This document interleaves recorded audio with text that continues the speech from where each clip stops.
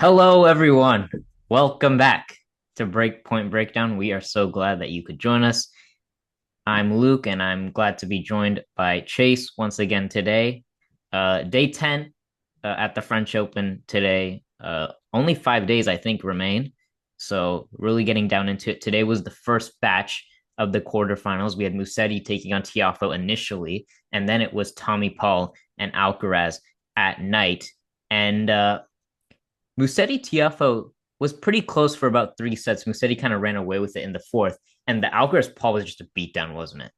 Yeah, dude. I mean, Alcaraz's movement on clay and his inside-out forehand specifically, the options that he has are endless. Like what the way I see it, when Paul was on the defense, when he left the forehand for like Alcaraz to just run around, dude, it was like Paul just stood there. You couldn't even do anything against it. Like the options that Alcaraz has with his movement, because you can do drop shot as well. You can drop shot, you can go inside in, inside out, anything he wants. I mean, dude, if we've never seen a player with that much variety on an inside out forehand since like Nadal, dude. Like that's how crazy Alcaraz is, especially with his movement on clay. Like in the bag that he has now, I see, dude. I said he was gonna win like 8 to 9 Roland Garros titles in his career. If he plays like this every single time, he's gonna win like 10 or 11. Honestly, Yeah.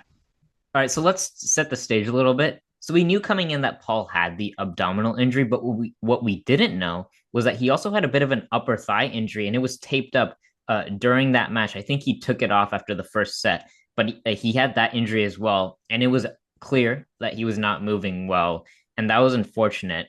But let's talk a little bit about Alcaraz. I looked at the stat sheet. Alcaraz was on fire today.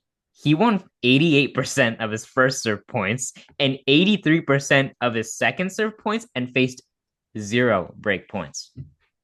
yeah, I think that's just a testament to his spot serving and his setup. I mean, we everybody knows he's the best serve plus one in like the tennis has ever seen so far. I mean, aside from like Federer, his serve plus one is top tier.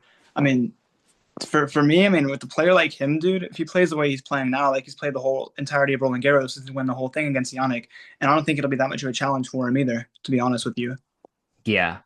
Yeah, no. So one of the things we were talking about yesterday about why Paul had kind of been successful before in the matchup with Alcaraz was his ability to rush Alcaraz, especially off the forehand wing, and keep coming to the net.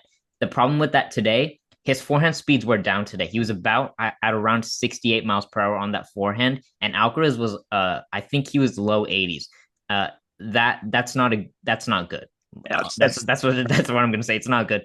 terrible. Yeah, Tommy Paul, we talked about him rushing Alcaraz from his forehand.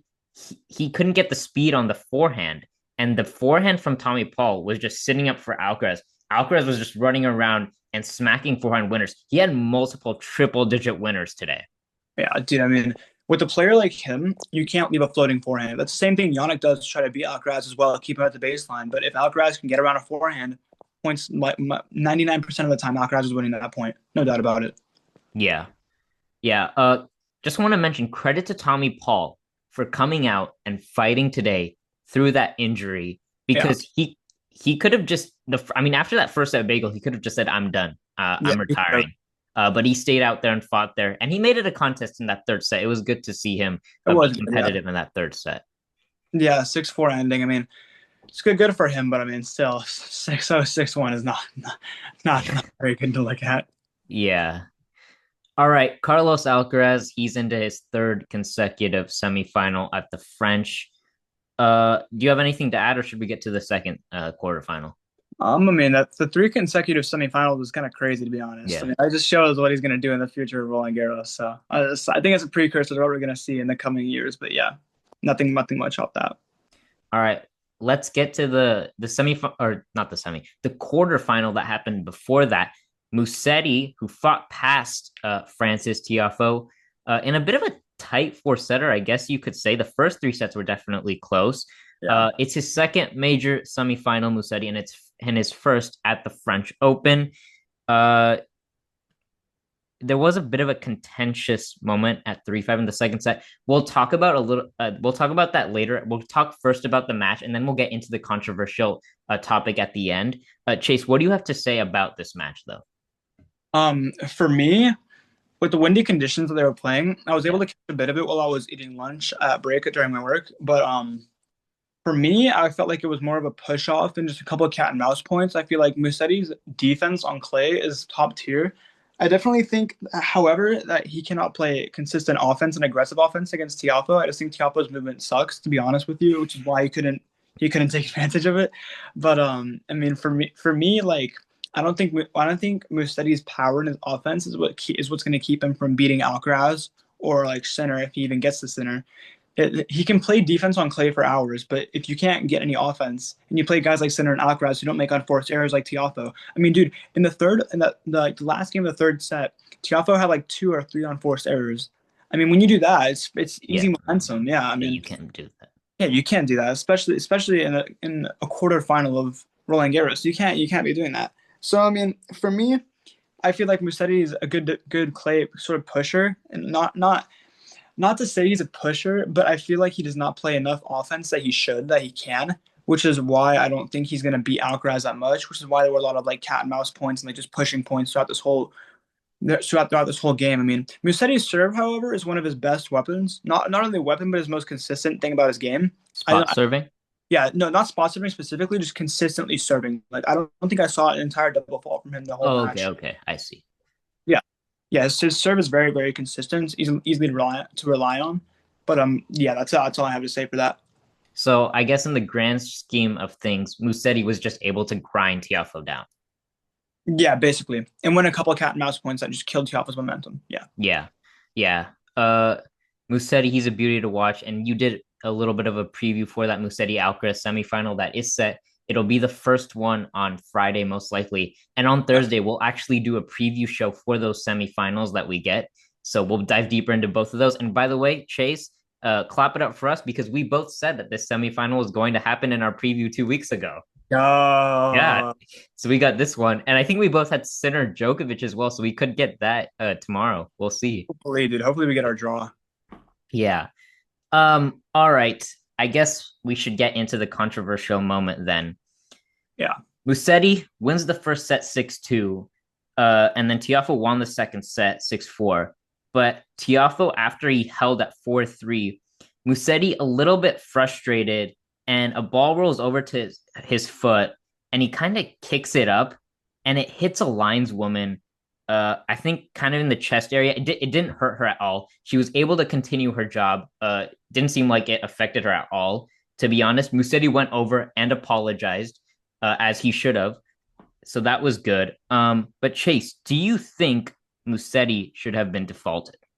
no, I think due to the fact that it was unintentional and the fact that he apologized and everything else, I don't think he should have been defaulted, nor should he have like given up like a game or anything like that. I think he should have maybe given up a point or gotten a warning max for that. I don't. He did get a warning. Yeah, so you got a warning. Okay, that's fair. That's fair, honestly. Yeah. Yeah. So the rule book, it's a bit there's a bit of a gray area over the rule book because it doesn't really state whether how a player should be defaulted or not. It's really at the discretion of the umpire and the official. They get to decide what happens. So what we've seen in the past, right? I guess the most famous default is the Djokovic one in 2020 when he wasn't looking. He hits a ball, kind of smacks it hard. He's frustrated. It hits that lineswoman right in the throat. Yeah, that She's was on the bad. floor, doesn't get up for like 3 minutes, I think, and she can't continue her job. And that's why Djokovic was defaulted. And so, by the way, Tiafo in his press conference said it was quote unquote comical that it didn't happen. And he did ask the umpire if it, I think he asked the umpire if it should be a default when it happened. Um, but I'm just curious because a lot of people have been saying that there's no consistency here when it comes to these defaults. But here's the thing: I think I know how it works. How do you how do If you, how do you think? if the person, let's say you hit or you injured, is not able to continue their job, I think it's a default. But if they are able to continue their job, then it's fine. You won't be defaulted. So, for instance, I don't know, Chase, have you seen the clip of 2012 when Chilich played an Albandian and Albandian And kicked the he kicked the sign guy's thing. Yeah, and the Lions guy he started bleeding all over and he was mad and Albandian was defaulted. yeah. Yeah. So there's one there. He couldn't continue his job. Now Bandian defaulted. The Lions lady at the US Open that Djokovic hit. She couldn't continue her job. Djokovic defaulted. Uh, Tsitsipas at Wimbledon in 2022 against Kyrgios. He hit a ball uh at one of the walls that ricocheted and hit a fan on the back. By the way, why are you laughing? This, I remember I was saying that last, dude. Curious is fucking hilarious, dude. Yeah, we'll probably talk about that sometime. For But sure. anyway, the ball ricocheted and hit a fan. Fan was completely fine, so Steph wasn't defaulted. Curious, by the way, was like advocating. He's like that he should be defaulted for sure. Like get He him out was, of here. I he remember was that. yeah, he was pissed. It was hilarious. Yeah. Yeah. And by the way, during the Novak default, I have a very contrarian take for that. I think the lady overreacted, and I think Novak should never be defaulted. But that's a very contrarian take, and you guys might come at me in the comments. You can. I don't really care. But Yeah. that's just my take on it. You think she overreacted? Okay, that's Yeah. fair. I I can see think that. she could have at least been watching and maybe caught the ball. I know it's coming pretty fast, but I know it's a bit of a contrarian take, but Yeah. yeah. All Okay. right. That's fair. I think we can move on from that. Mhm. We only have the two quarters, so let's take a look ahead to tomorrow, the last batch of quarterfinals. Let's start with Sinner against Bublik. That's the date. That's the day session tomorrow on Chatrier. And is Bublik going to continue his Cinderella story? Dude, after him beating Draper, I don't even know what's gonna happen. Maybe he can take a set off Sinner. If he beats Sinner, I have him winning Roland Garros. I'm sorry. Yeah. So I think it's clear. Bublik's going to come out. He's going to hit big second serves. He's going to hit drop shots. He's going to come to the net. He's going to do everything he can to break up Sinner's rhythm. He's going to hit slice forehands. Oh yeah. He'll probably hit some tweeners as well. It's the biggest stage he's ever played. I don't. He's probably never played on Chatrier as well. He's never played on Chatrier. Yeah. It'll be fun though, dude. If he could mess up Sinner, I've never seen Sinner play a player that like does as much as Bublik does, like in the term of like having everything in his game. So I mean, we'll see. We'll see what happens, man. It'll be interesting. Yeah. I think Bublik played his final already against Draper, especially, I mean, with the way he reacted, like he played his final there. Like there's going to be a bit of an emotional hangover when he takes on Sinner, I think.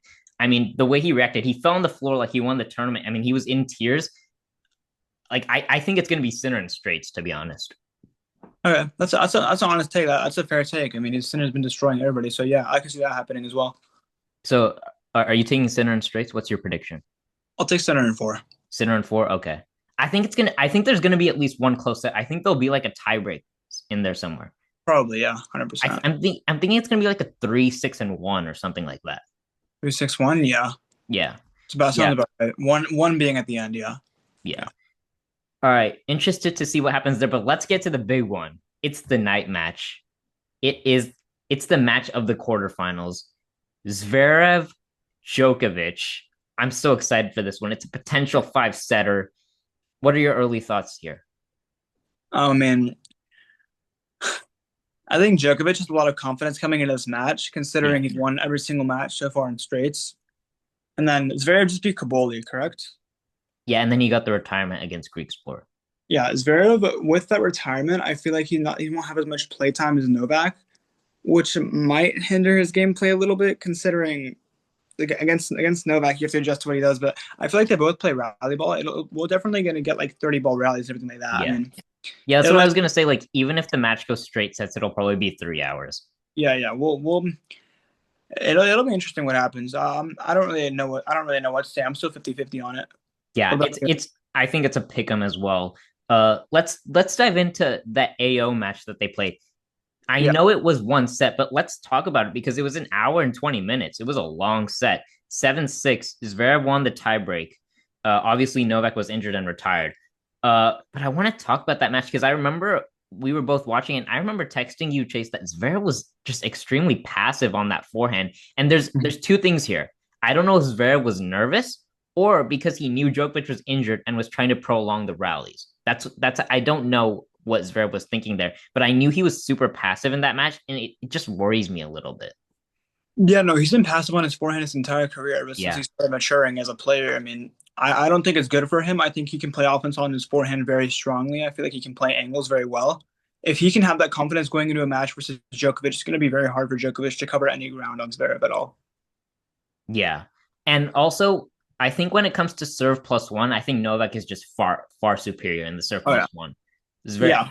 Novak's serve plus one forehand is just better than Zverev's plus one It forehand. is better than Zverev. Novak has much more confidence in his forehand, 100%. Yeah. Could you maybe see Zverev grind grind Novak down physically just because of Novak's age? Could you see that happening?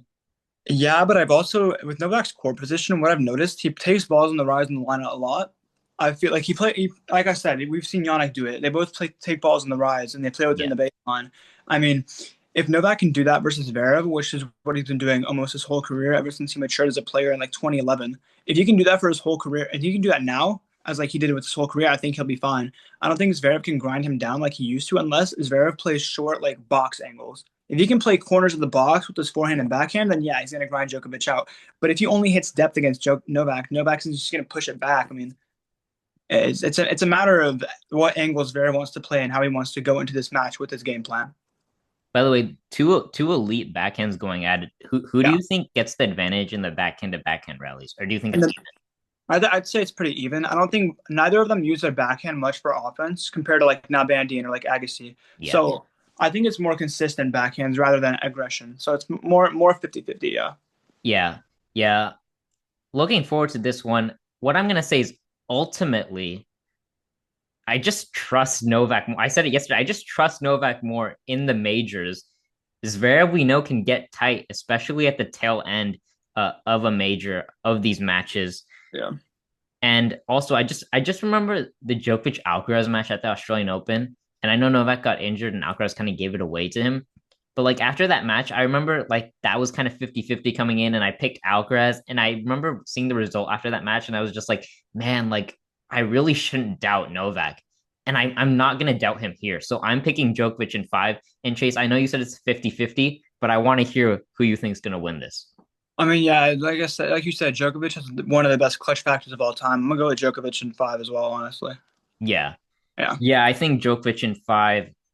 uh I think a lot of people will be thinking about that just because yeah, they'll probably be thinking about the clutch factor, like you mentioned. yeah. But that is it. We are looking forward to that one. We'll definitely be back tomorrow breaking that down. And then on Thursday, remember, they get a break on Thursday. Thursday's women's semifinals.